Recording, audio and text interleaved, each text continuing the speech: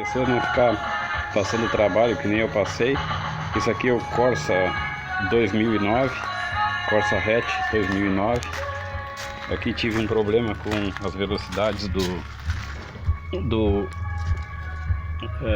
ventilador aqui, que só funcionava a 4, a 1, a 2 e a 3 pararam de funcionar. Aí pesquisei e é essa resistência que pifou o resistor que tinha aqui.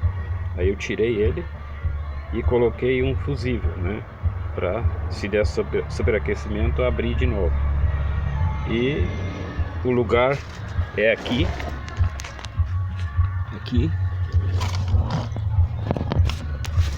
bem aqui tem um conectorzinho e ele é colocado aqui atrás, ó.